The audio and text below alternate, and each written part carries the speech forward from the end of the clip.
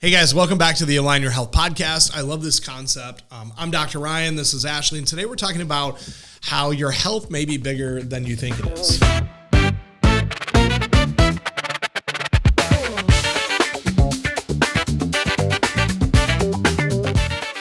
You know, it's something that you don't really think about. I definitely didn't think about it when I was younger. Yeah. But I think about it more the older I get, and as we have kids and a family and as we grow, really, it's so impactful. And the biggest example of this is that you can see, we have a group of friends and we laugh about how your spouse sort of starts looking like you. Like, you know how they say your dog looks like you? Yeah, people resemble their pets. Yeah, they resemble their pets. Yeah. And then you can kind of look at spouses a lot of times and you can see who goes together. Oh, they fit together. Like they kind of have the same thing, same interests. They're same kind of like, oh, there's the outdoorsy couple, or oh, there's the couple that, you know, they all go golfing, or, you know, and they just kind of have the same thing going for them. And the interesting thing is that you can also see this in families, and you know, there's vice and virtue in it, right? Where it's like you can see those really healthy families that are like, oh my gosh, those guys are obviously have a routine in their life where they're eating healthy and they're moving and they're, you know, doing stuff like that. And you can see the same thing. You can see the converse of that, unfortunately, a lot of times, where you see, you know, families that you're like, oh man, those guys don't seem like they have a very healthy environment. Together. Yeah, and they're not moving a lot, and they're probably watching a lot of TV and, you know, doing those sort of things as a family. So the really interesting thing is that a lot of times we think about our health as just our own.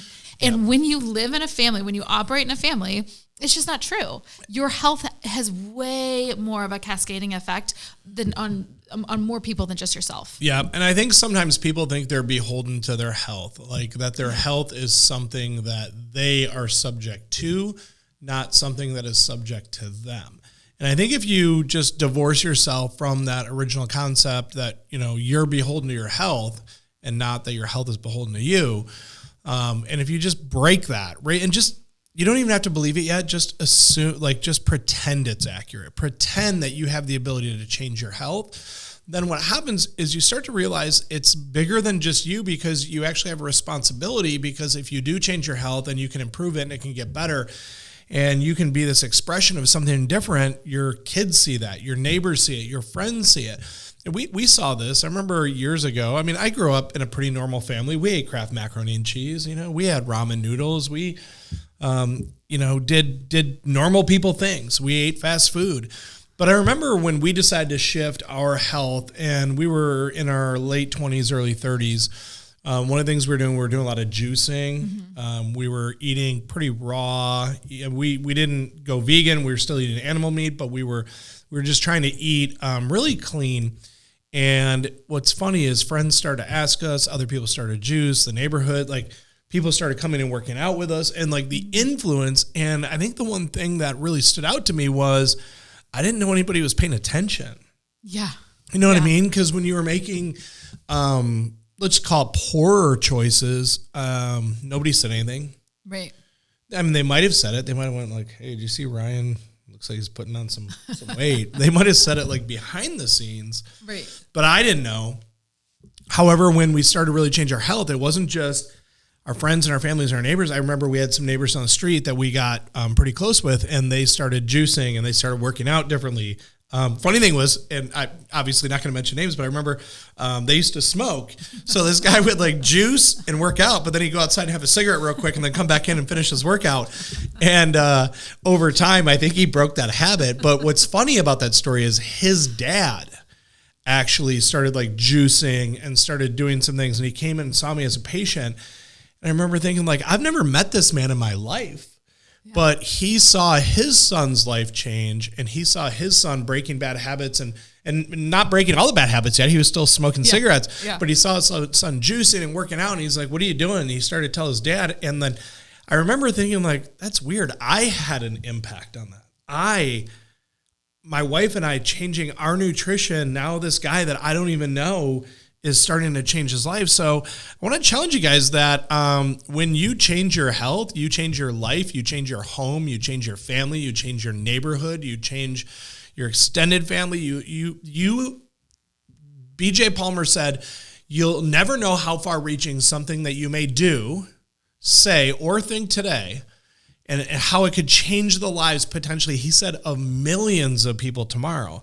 And I always thought that like, oh, come on, millions, like that's exaggerating. But I don't necessarily have influence over millions, but that guy that that was the dad of the neighbor, he sat on the board of a major corporation, right? Like a major corporation, right? So he has an influence way bigger than I even had, right? And have, and so millions isn't far off. No, it's not. And, you know, like what's interesting is that a lot of times these sort of things, like it's to go from millions and then you scope it right back into the idea that a lot of times when this starts, you come into our office because of yourself, right? Yep. You Neck pain, back pain, headaches. I mean, why do people go to chiropractors? Typically, neck pain, back pain, or headaches. Yeah, yeah. And then as you're traversing this sort of, I don't know, can you call it a journey? I think it's a journey. I think it is. It just makes me laugh because remember we went to a restaurant not too long ago and the server came over and was like, I'm going to take you on a journey of the menu. Yeah. And I was like, oh my gosh. Settle down, bro. It's just a menu. This is trendier than I realized.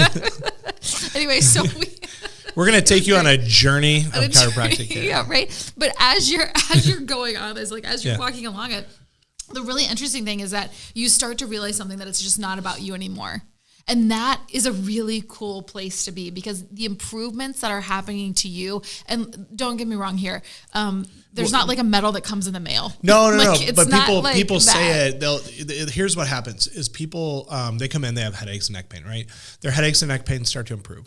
And they're laying face down. I'm like, hey, how's your weekend? And they're like, oh, it was awesome. I had family in town. They were from out of town. I'm like, oh. They're like, hey, just so you know, like I wouldn't have been able to have family in town for 3 days and spend all the time with them because my neck was killing me so much. I was laying down early in bed. I was having headaches. I was literally like retreating to a dark room. And so I just want you to know I'm grateful for how much different I feel. And I was telling my family about it and they want to know, do you have a chiropractic office similar to yours in Longmont, Colorado or blah, blah. And like, they don't even realize like when we said it's no longer about you, like, wait a minute, I come in with headaches and neck pain. It's only about me. Yeah. But no, when you start experiencing this, you go like, I was telling my family. And you start to realize that people are like, wait, what? Like I went to a chiropractor. That wasn't my experience. We're like, who's this chiropractor? And do they have other offices? And it starts to get bigger than you. And then I always ask a question. I'm like, who else do you know? Who do you know? You know, outside of your family from Colorado, but like you work with people, whatever. Who do you know that needs to learn this like sooner than later? Who's far from health but close to you? And ultimately, if you really get it, people go, everyone. Yes. They go, everyone. And that's the truth because it's true for all people that all people have a desire to live out the best version of themselves. Right. And so when you go from that place where your energy is different, your presence is different, just all around, everything is different. All of a sudden you start growing into this place and that consistently, that happens consistently. Yeah. Like you're seeing that consistently over time. Yep. Imagine life with a fully regulated nervous system. Yeah. It is and you're phenomenal. Healing. It is phenomenal. And what happens slowly, you don't even realize is the people start asking you, right? Like, hey, you look different. Hey, you're happier. Hey, this. Yeah. And what happens, and whether you feel like it or not, because I've been called this, I've called people this, and sometimes they're like, oh, not me, or like, really? Like, but you become a leader. Yep. And you don't even realize it, but you don't become a leader like you get a like you said, badge in the mail. You put it on I'm a health leader now, and I'm going to go out and save the public. No, but what happens is on patrol. because you become living proof, right? Yeah. To quote one of our really good holistic friends, because you become proof of what you're doing, and because you are exhibiting, you know, that it's possible, people start asking you questions and they're like, well, you did it. What was it like? Can I do it? Yeah. And they start to like get hope. And that's what leaders do, is leaders create hope for other people. Yeah. And so by default, and you know, like you're like, oh, I'm an introvert, I don't want to be a leader. Well, you know, here's the thing. If you get healthy, people look up to you for your health. Yeah. And it's really it's not like a dictatorship that you become a leader and you are now in charge and you're telling everybody what to do. It's because you as yourself change as a human. Yeah. And then that is inherent. That leadership just becomes inherent. And the more workshops you come to in our clinic, the more, the more changes you make in your nutrition, the more, regulated your nervous system is by the rhythm of your adjustments. Yeah. All of those things, all of a sudden, like you turn into this totally different thing. Now, there's another group that they're not going to ask you questions. They're, believe me, they're paying attention. And they're going to emulate what you do. In fact, they already are emulating what you do, and that's why they're going to end up falling in the same routines and patterns, whatever. But you're not leading them. They're not going to be the ones reaching out going like, hey, what are you doing? I saw you lost 10 pounds, but you're still leading them in a very different way, and that's children. Yeah. And children really need that leadership because kids, unhealthy kids become unhealthy adults, and healthy kids become healthy adults. And so if you are an example in front of kids, what you don't realize so often is kids, they have health too, and they can have health problems, or they can have vibrant health too. And so I always talk about how kids have interference with their nervous systems. They have stress, birth stress. They have posture problems. So you don't believe that? There are kids now that are like 6 months old using iPads. Oh my gosh. It's crazy. Screen time. Probably better than I use it. It affects their posture, their nervous system. And the biggest mistake most people make is waiting until they're unhealthy or they have symptoms. Right. And waiting for symptoms is that's like waiting for a cavity. Mm-hmm. Like it's already bad. You don't want to wait for that. You want your kids expressing good health. Somebody asked me this week, they're like, why do all these kids get adjusted? And I'm like, because human beings require regular chiropractic care to stay healthy. Right. In this day and age. Right. And it was probably less like that. Like before, you were worried about, I don't know. I was joking around with somebody the other day. I said, if it was like Wile E. Coyote, you're worried about like falling off a cliff or an anvil dropping on your head or right. tripping while chasing a roadrunner. Right. But we don't live that life. Like we're not hunter-gatherer anymore. Like we sit behind desks for 40 hours a week, and we sit in cars with one leg forward on the gas pedal or brake pedal for an hour each way. And we carry a kid on one hip, and we carry, like all these things. Kids, they carry a backpack, sometimes on one shoulder and not the other, and they get into patterns. And so life is unnaturally stressful, and it starts with childhood. That kids start going through this at young ages. So we don't wait for the problem to develop. It'd be like, I'm going to wait till my engine blows and then I'm going to go get it repaired versus I'm going to change my oil and, change the spark plugs and maintain my car. Mm-hmm. Like one is a $10,000 fix. The other one might cost you $1,000 over the next 5 years. And you're not without a car ever. You know what I mean? Yeah. And so I just, proper maintenance extends life, and that begins with children. And I think that that's the group that sometimes is underrated and people don't realize, like, here's the other reason why kids get adjusted, why we eat well, why we don't let them do certain things that they naturally want to do, the things that you and I want to do, eat like crap and have sugar, etc., is because you're helping them establish patterns. Yeah. And when they're young, you're going to help them establish patterns that they're going to follow for 20, 30, 40, 50, 60 years. Right. And you're teaching them to be proactive and not reactive. Yeah. Right. Like if you're always just reacting to the symptoms of your health, then we got an issue. Right. The Bible talks about train up a child in the way they should walk, and when they're old, they won't depart from it. Yeah. It doesn't mean when they go to college, they're not going to make bad decisions. Like they're going to have some Taco Bell and drink too much beer maybe here or there. But when they're old, they're going to look back to the pattern that you've established. When they're 30, 40 years old, they're establishing their own family. They're going to be like, my family was always healthy. Why do my kids have ear infections? You know what? My mom and dad took us to a chiropractor when we were young. We should get our kids into the chiropractor. Yeah. We didn't eat this stuff. We didn't eat, I don't even know. Takis? Was that a thing? Like these, back in the day, our Doritos probably had like 6 ingredients. Now they probably have 50. Right. It's like, wait a minute, this is different. Like this is different. But we had a different pattern in my family. Right. And so you tend to go back to it, and you learn that as a kid from patterning that your parents as examples and leaders in your life bring into it. So you're leading your kids. Question is, are you leading them well? Are you leading them well? Are you leading them towards better health? And I think every parent wants better for their child than they do even for themselves. Like we always want, I want to see my kids do better than me. Right. And even in their health. But what that requires is that I do better in my health.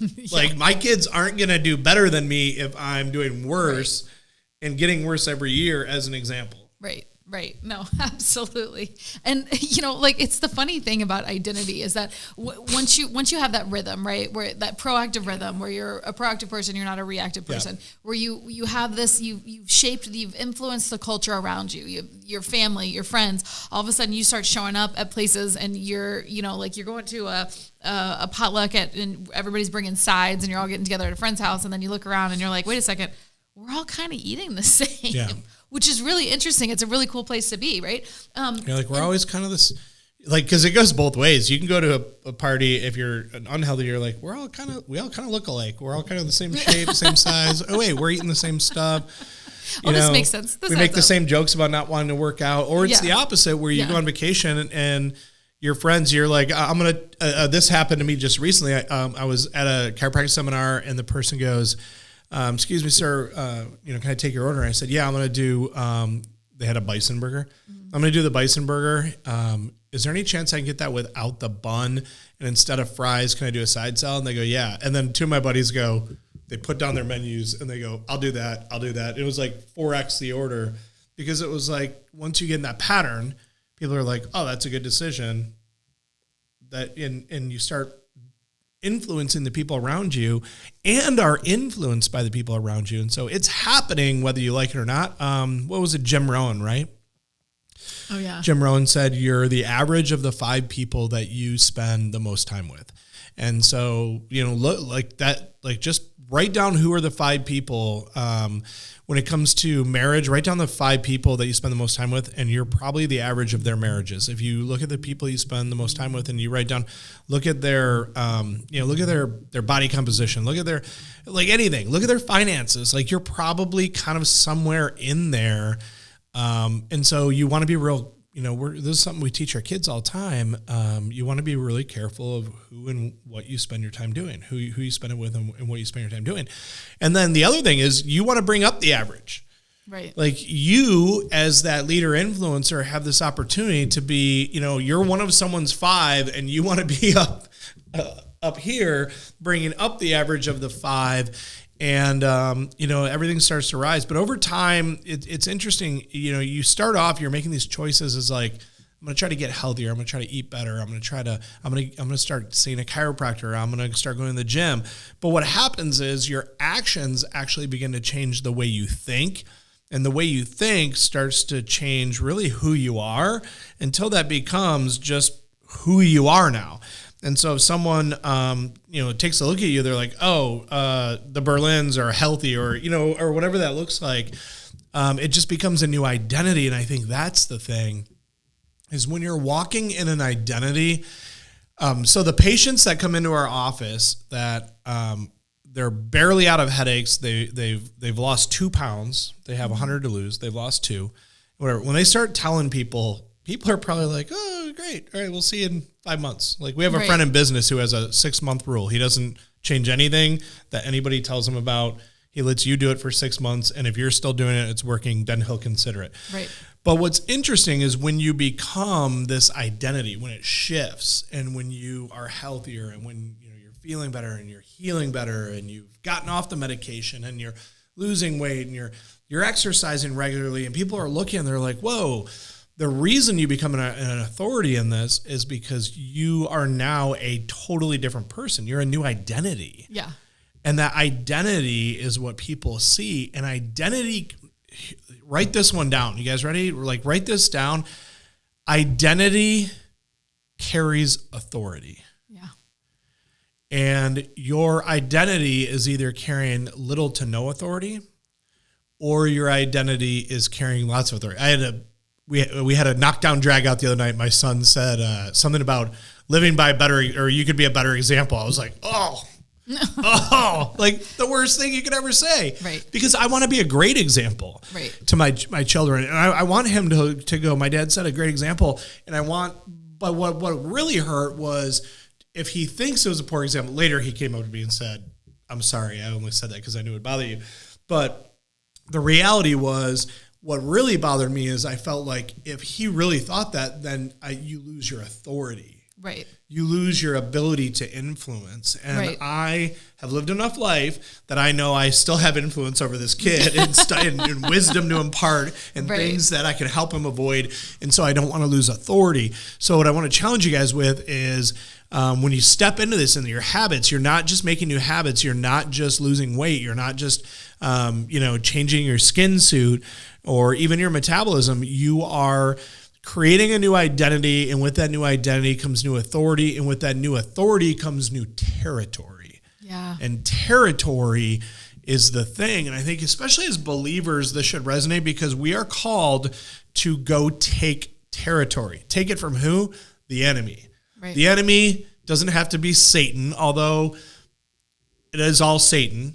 But like the enemy could be McDonald's. The enemy could be, not exercising. The enemy could be, and when you start taking territory away from the enemy on behalf of other people, and you start becoming that example and that leadership, it's amazing the influence. And this is what I truly believe, that like the whole concept when in the Bible it talked about the kingdom of God is now, right? Like, how's that possible? How is it Satan is the, the prince of the power of the air, and he's like, got dominion here on the world, but then at the same time, you also have the kingdom of God is now, because you can start taking authority.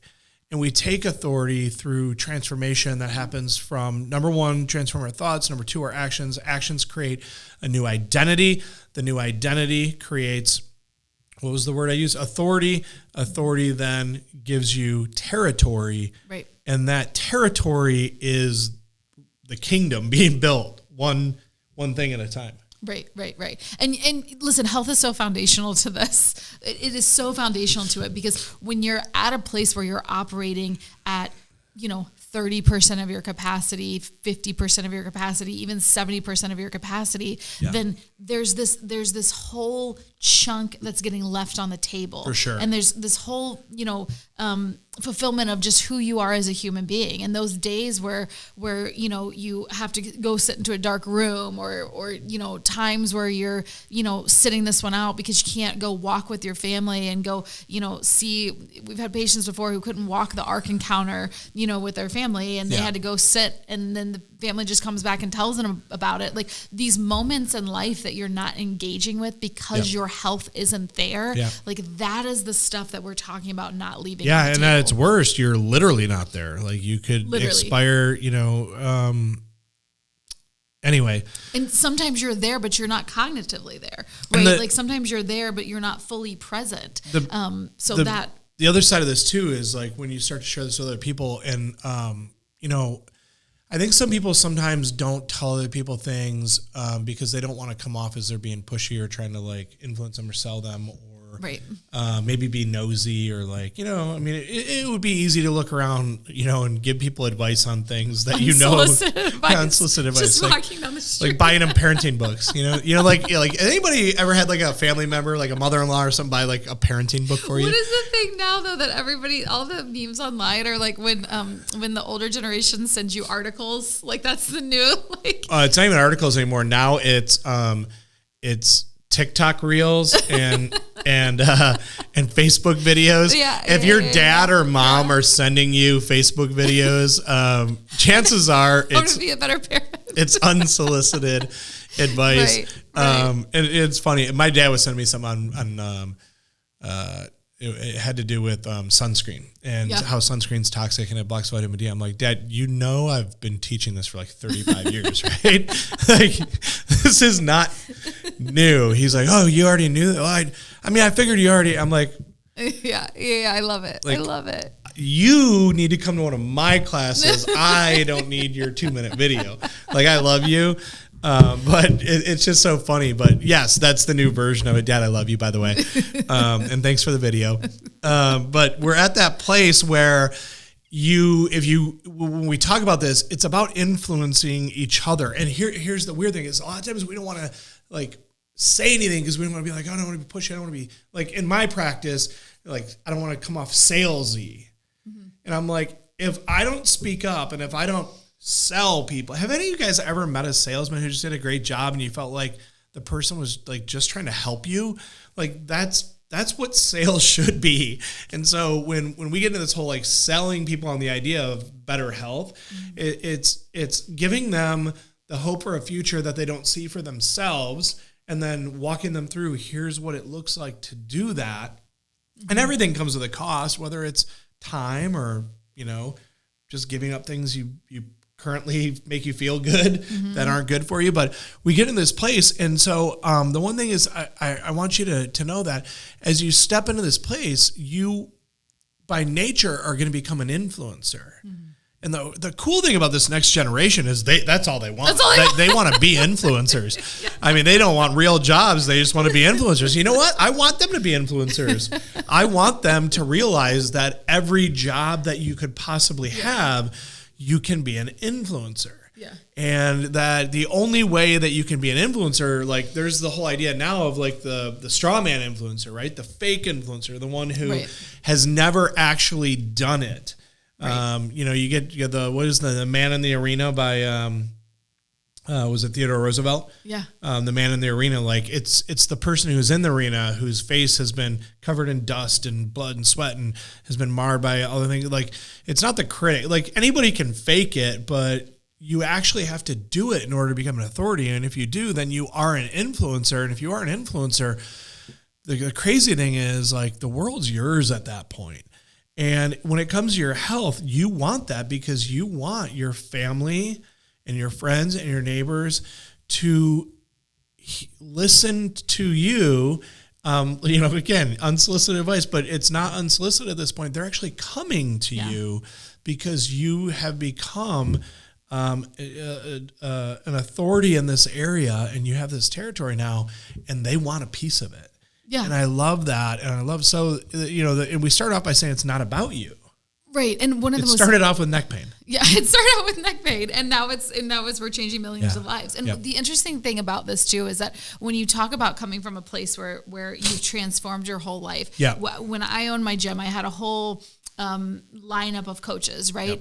Yep. And most of my coaches were just young, fit athletes that had grown up athletes their whole life and were just strong people and fantastic coaches, and they were wonderful. And I had one coach who had been a very unathletic, very overweight person. Yeah. And then he had lost 100 pounds, and then he changed his life. Yep. And he had a perspective. He had a gift that not everybody had. And it was a really cool thing that he was able to understand, and he was able to communicate, and he was able to empathize, and he was able to actually really dig in deeper with some of these clients that had, that's good.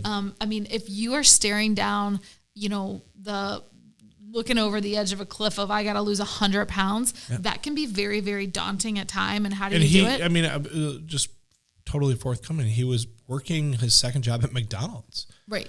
And was enjoying the free food. Yeah, no, absolutely. And he didn't want his life, his goal was not like, hey, I'm going to come to your gym because I need to lose 100 pounds. He took a job doing something totally different for us and became influenced by the environment and by, actually it was my brother, who was very fit and fun and just kind of an attractive person to be around. Yeah. And this guy was naturally just kind of gravitated towards him because my brother Brad, people just enjoyed being around him. He's fun. Yeah, he's great. And he was doing big things, and like people like being around motivated people. And then like slowly he started to like kind of joke about it, tease about it, ask about it.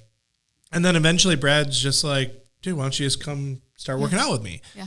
And he started mentoring him, and he is, remember again, authority territory. And next thing you know, this person loses literally 100 pounds, gains probably 20, 25 pounds of muscle, transforms his whole life, starts eating completely different, ends up getting married to someone from our gym. Like his whole life transformed, and it all happened because he was in a place where the environment and the people had influence over him, and then he became that same thing. He ended up becoming a coach that was with us for about a decade? Yeah. 8 years, something like that. Yeah. And now he's actually working a job. He's a physical therapist assistant, I think, and doing some awesome things. And he's teaching his kids, and I'm sure they watch him work out, and it's a totally different. Like his family trajectory and what his kids are going to experience is substantially different than what he even experienced as a kid. And his parents are great people, don't get me wrong. Oh, yeah. But they only knew what they knew and what they had been exposed to. And now he's changing that trajectory for his family. And that's just huge. And that's something that you don't walk into a nutritionist, a chiropractor, a gym, and think, I'm going to change the trajectory of my not even born yet children's lives and my neighborhood and my coworkers. But what happens is when you get healthy, it's attractive.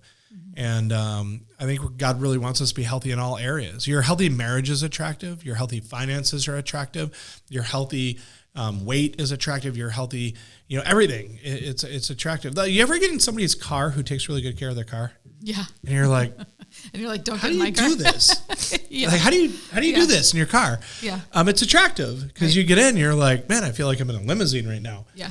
Somebody vacuumed, like there's still stripes on the floor. Right. And it's got a, is that Armor All? What did you just wipe on here? But you get in and it's attractive, but the same thing in every aspect of our lives. And so I just challenge you guys to know that people are watching. Yeah. Yeah, absolutely. And I think that leads, really becoming a part of something bigger is something that we all want. I think that there's something inside of all of us that like just inherently as human beings, being a part of community is a big deal. Yep. And, as you get older, there's only a certain amount of there's a limited number of places that you find community, right? Yep. You find community like in your church, you find community in your schools, you find community in sports. Your gym. Yep. You find community in sports, neighborhoods. You find community in your chiropractic office with, just a healthy lifestyle type person. Yep. And really there's just something bigger that we're yearning for and that we're looking for. And this is that accumulation of not just helping yourself feel better, but really reaching out and helping everybody around you feel better so that communally we have something that's just very different, right? There's different cities, like you can go across America and you can go, there's different cities that are just have a different flavor to them and a different vibe to them. And it all starts with just a group of people who are like, this is what we're going to do. Yeah. And we don't have to wait because sometimes you see it and it's really like chilling and even very like awe-inspiring. Like I was at a lake one time and a kid was missing and to watch 200 people lock arms and trudge the water. Yep. You know what I mean? Like that's crazy. You see it and it's like, wow, like watching people come together. There was a kid missing the other day in the local area and people were like on Facebook, people are driving around, people are like, it was crazy looking for a missing kid. And there's so many examples of that. I think of like the airplane, right? And like if something were to happen on an airplane, we had a friend who literally like 4 doctors were on the airplane. It turned out to be the chiropractor that saved the guy's life. He wasn't choking. He was actually having a heart attack. And I know that this story is crazy, but if you understand that your heart is directly connected neurologically to your brain, he was having a heart attack. And the reasons for his heart attack may not have exclusively been subluxation. They could have been lifestyle or whatever. But one of our friends, this guy was having a heart attack, and the doctors are like, I don't have an operating room. Mm-hmm. I don't have a scalpel. I don't have an AED. They didn't have whatever. And so the chiropractor's like, does anybody mind if I check him? I'm going to adjust him. They're like, what's that going to do? He's like, it's going to try to remove any interference so that the connection from brain to heart is clear and give him his best fighting chance. And so he adjusts him and the guy survives and his heart attack, like he literally stops suffering and he's fine today. It's a wild story, but we don't have to wait until the trauma. In fact, to use the plane example, what do they tell you? Whether you're in the emergency row or the aisle seat or wherever, if something's going to happen and that thing drops and the oxygen mask comes down, you put it on yourself first because you can help a lot more people if you're getting oxygen. You can help other people with their masks. You can help them, do things, but you have to have oxygen. You have to be connected. And so the same way that if you establish your health, if you work on you, we see this a lot of times in families. Moms have ignored themselves for years because they've been, they're like, oh, I'm taking care of everybody else. I just have, and now it's time for me. And the kids are 18 now. And it's like, and she feels horrible and her thyroid's worn out and she's 30 pounds heavier than she wants to be. And it's like, it didn't have to be that way. It could have been, weekend workouts with the kiddos. It could have been, it can be different, and we can establish that. So I just encourage you guys to do it. Do it for yourself now and watch what happens, and mark my words, you'll get compliments, you'll get questions, and then pretty soon you're going to step into a place where you're like, oh, wow, I have become an authority on this topic. And God's going to give you terrain.